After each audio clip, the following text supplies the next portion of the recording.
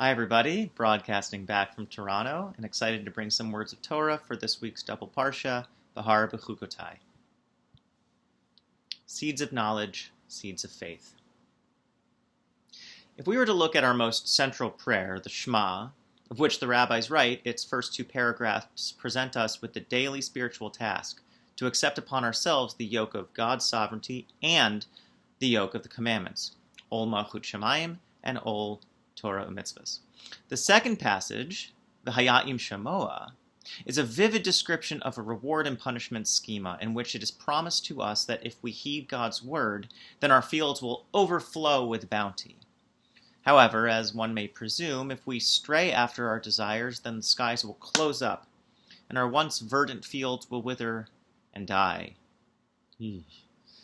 But in looking at these passages, one could point to that reductive binary dynamic and ask, how can we be expected to believe a theology so simple, which seems not to map to our messy, complicated reality? Indeed, how? The opening words of the second half of this week's double parsha, Bechukotai, uses very similar language in describing God's promise to the people of Israel, once they enter the land and assume the mantle of autonomy.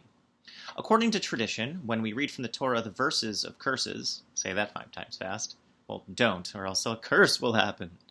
When we say the curses, when we read the Torah, we lower our voice, reciting them in a barely audible whisper, so as not to cause us heartache on the Holy Shabbos. So, in accordance with that tradition, this Devar Torah will instead focus on the opening verses of blessing, but we'll also seek to answer our former most troubling question. What can we do with such troubling verses today? The opening verse of the Parsha reads, "If you walk in my ways, Bechukotai, and keep my commandments, mitzvotai, performing them, I provide your rain in its time, and the earth will give forth its bounty." In classic rabbinic fashion, our dear friend and teacher, Rashi, poses what I hope by now is an expected question. What is the meaning of this seemingly redundant verse? Why do we have 2 words for different kinds of laws, chok and mitzvah? And we would presume that the first clause of the sentence should mean to keep the Torah. But the second clause negates that premise, since that precise idea is articulated right afterwards. And we know that the Torah does not like to waste space. It must be teaching us something else. What else is God asking from us besides hewing to the Torah's rules? Or, to put it another way, what does it really mean to walk with God? What does it truly mean to be a companion in this holy journey? Rashi proposes what, then, the first clause can mean, to toil in Torah. While the second half of the pasuk is practically oriented, concerned with whether we follow the laws of Judaism, the first half is asking something other than that, more than that, from us. The results, promise the Torah, will be bountiful growth, produce, sustenance.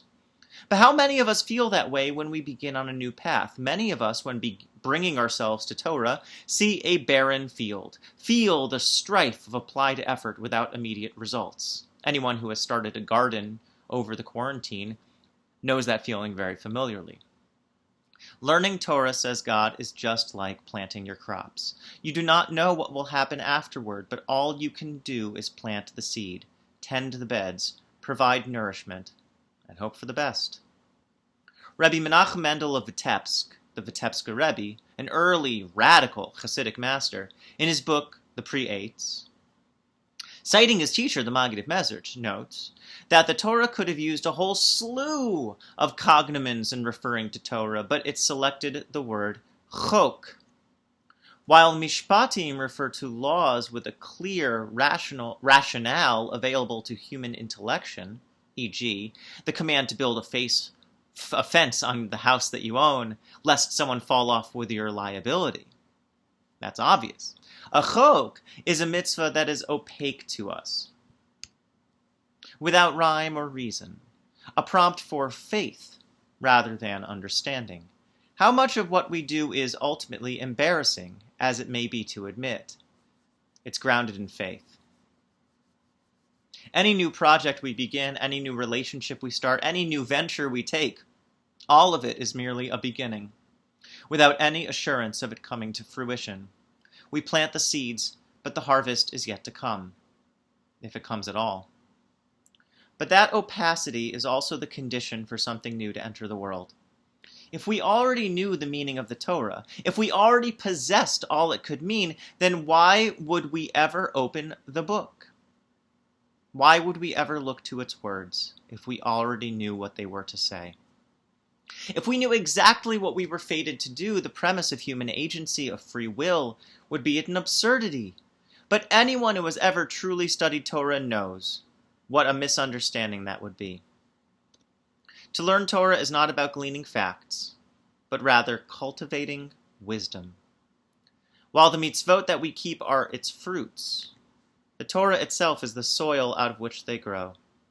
Each time we come to it, each near beginning anew, we realize something we couldn't have before.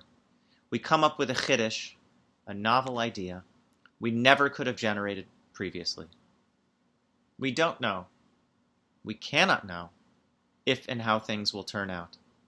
But all we can do is set off in faith on this journey into mystery, walking God's path with courage. We know things are not so simple as to reduce to a one-to-one correlation. Our rabbis have known from earliest times that this world is not always fair, that the good suffer, and the wicked are rewarded. The Torah is presenting us with both the best and worst possible outcomes, does not do so to treat us like children, but rather to trust us as adults, to accept that things do not always turn out well, that pain and suffering are a real possibility in this world, that all we really have is the soil beneath our feet, the potential to plant seeds and hope for growth. All we truly possess is the very first word of our parsha, if. Wishing you the courage and faith to walk further on your path. Shabbat Shalom.